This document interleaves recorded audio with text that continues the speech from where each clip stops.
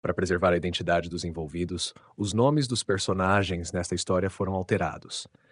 Durante décadas, a Agasa, uma imponente fábrica localizada nos arredores de uma pequena cidade, funcionou como coração pulsante da economia local. Porém, em 1989, as suas portas foram fechadas. A população seguiu em frente, mas um homem, Milton Nunes, ficou encarregado de vigiar o patrimônio abandonado até 2003, quando finalmente se aposentou. Milton, hoje com 64 anos, recorda com clareza o período de solidão e medo que viveu. Foi nesse tempo que conheci o verdadeiro terror, diz ele com a voz embargada. A cada noite, um trecho específico da sua ronda noturna tornava-se um pesadelo. A passagem entre os prédios da antiga fábrica. Os cabelos ficavam em pé, ele relembra. Era nessa passagem que algo inominável o aguardava, algo a que ele só se referia como ela, a noiva. Maria Luísa foi morta pelo noivo há cerca de 70 anos e teve o corpo jogado na lagoa. Desde então, assombra a rodovia nos arredores da Agasa, próximo ao local do crime. As vítimas preferidas são caminhoneiros. Muitos dizem tê-la visto passeando pela autoestrada, de vestido branco. A experiência não deve ter sido agradável, já que alguns deixaram de trafegar por ali. A noiva que perambula também virou desculpa para acidentes, o que a polícia sempre desconfia e atribui a aparição a outras causas, como a sonolência que leva a sonhar acordado com noivas mortas, e a sair da estrada e quase espatifar o caminhão. A população local respeita muito a lenda, e não só os mais antigos. No lado contrário à autoestrada, a força das histórias é tamanha que até bombeiros e barqueiros experientes demonstram receio com a lagoa. Numa noite especialmente fria de outubro de 1997, Milton encontrava-se novamente em sua vigília solitária, caminhando pelo caminho entre os prédios. A lua cheia iluminava fracamente o terreno deserto. Era uma daquelas noites em que o silêncio parecia mais um grito abafado. Milton sentiu um arrepio na espinha antes mesmo de ver ou ouvir qualquer coisa.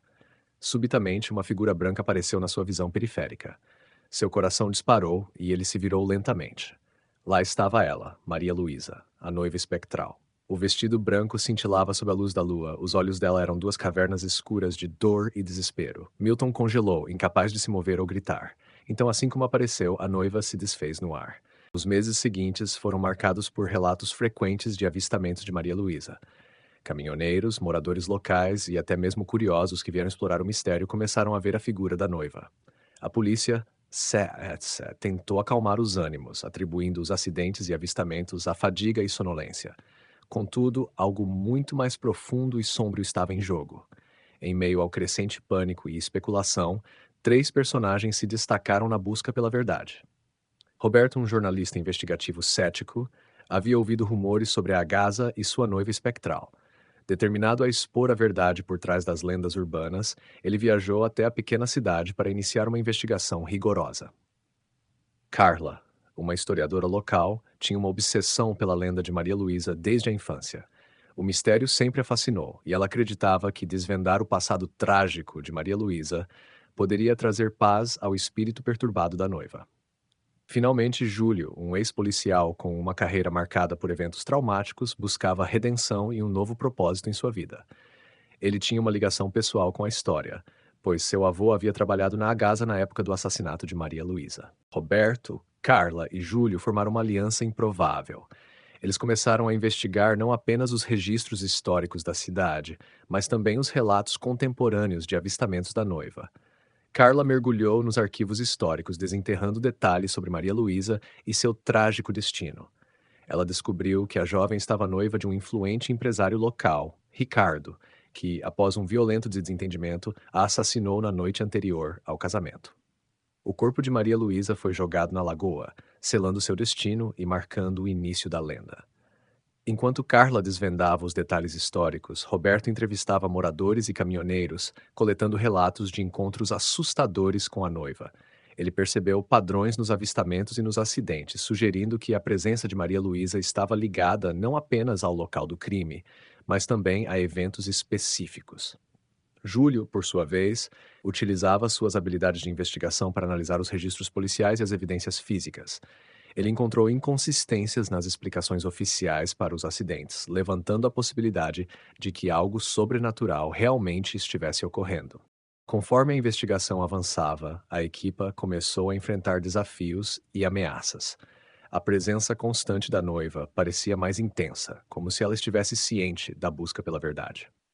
Numa noite, durante uma ronda na Gaza, Roberto teve uma experiência perturbadora. Ele estava explorando um dos prédios abandonados quando uma sensação de frio intenso tomou conta do ambiente. De repente, a figura de Maria Luísa apareceu diante dele, os olhos vazios fixos em sua direção.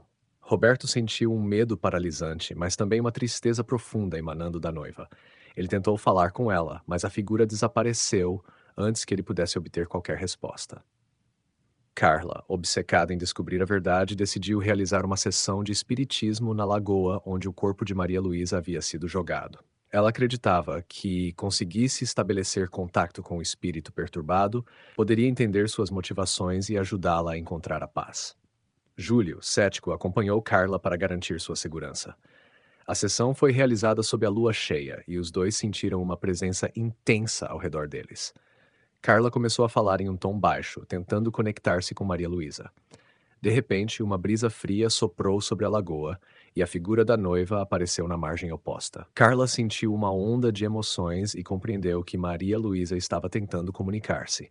No entanto, antes que pudessem decifrar a mensagem, a figura desapareceu novamente. O tempo estava se esgotando. Roberto, Carla e Júlio sentiam que estavam chegando perto de uma revelação crucial, mas também percebiam que a presença de Maria Luísa estava se tornando mais agressiva. A noiva não estava apenas buscando justiça, ela queria vingança. Em uma noite tempestuosa, a equipe decidiu confrontar a verdade no local do crime, a lagoa. Eles acreditavam que, ao recriar os eventos daquela noite fatídica, poderiam entender o que realmente aconteceu e talvez libertar Maria Luísa de seu tormento. A noite estava carregada de tensão. Os três se posicionaram ao redor da lagoa, tentando evocar a presença da noiva. O vento soprava forte e a água agitava-se violentamente. De repente, a figura de Maria Luísa emergiu da escuridão, mais nítida e real do que nunca. Seus olhos estavam cheios de dor e raiva. Roberto, Carla e Júlio sentiram uma pressão esmagadora em seus peitos, como se a própria presença da noiva estivesse drenando suas energias.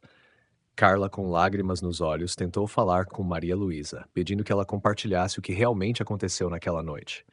A noiva começou a se aproximar, os olhos fixos em Carla. Foi então que Júlio, lembrando-se de um detalhe crucial de sua investigação, gritou para a noiva. Ele mencionou o nome de Ricardo, o noivo assassino. A reação de Maria Luísa foi imediata e violenta. A figura espectral se contorceu em agonia, e uma corrente de energia intensa emanou dela. Júlio e Roberto perceberam que estavam correndo contra o tempo. Se não conseguissem descobrir a verdade completa, poderiam acabar despertando uma fúria incontrolável. Carla, em um último esforço desesperado, lembrou-se de um documento que havia encontrado nos arquivos. Era uma carta escrita por Maria Luísa pouco antes de sua morte, na qual ela confessava seu amor por um homem que não era Ricardo. A carta revelava um triângulo amoroso e sugeria que Maria Luísa estava tentando fugir com seu verdadeiro amor na noite do assassinato. Ao ouvir essas palavras, a figura de Maria Luísa parou de se contorcer e ficou em silêncio. Seus olhos, antes cheios de dor e raiva, agora mostravam uma tristeza profunda.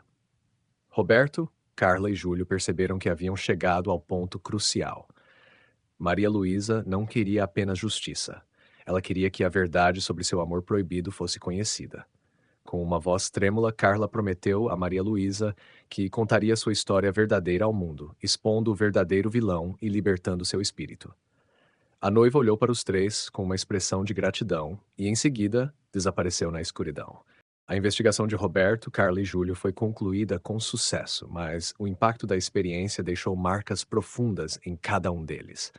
Roberto escreveu um artigo detalhado sobre a verdade por trás da lenda de Maria Luísa, revelando segredos sômbrios do passado. Carla continuou sua pesquisa histórica, dedicando-se a preservar a memória da noiva trágica.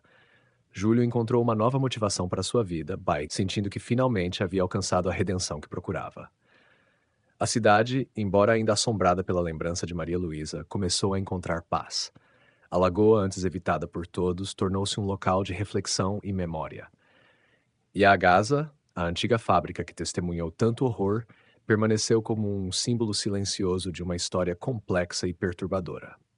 Anos se passaram desde os eventos daquela noite tempestuosa, Mas as histórias de Maria Luísa e sua busca por justiça continuaram a ressoar na memória coletiva da cidade. Roberto, Carla e Júlio mantiveram contato, unidos pela experiência compartilhada e pelo vínculo que formaram ao confrontar o mistério da noiva. Eles sabiam que, embora o espírito de Maria Luísa tivesse encontrado paz, o impacto de sua história permaneceria para sempre. Em uma reunião anual, os três amigos se encontraram novamente na pequena cidade. Eles visitaram a lagoa, agora um local sereno e pacífico, e refletiram sobre o que haviam vivido. Roberto, olhando para a água calma, lembrou-se de suas dúvidas iniciais sobre o sobrenatural. Carla, segurando a carta que havia encontrado, sentiu uma profunda conexão com Maria Luísa e seu amor proibido. Júlio, com um olhar determinado, sentiu-se grato por ter tido a oportunidade de redimir-se e ajudar a trazer paz a um espírito atormentado. A lenda de Maria Luísa não era apenas uma história de terror, mas também uma lembrança do poder do amor, da verdade e da busca pela justiça. A cidade, antes assombrada, agora era um lugar de memória e reflexão. E embora a noiva não fosse mais vista vagando pela estrada, sua presença ainda podia ser sentida nas águas tranquilas da lagoa e nos corações daqueles que ousaram descobrir a verdade.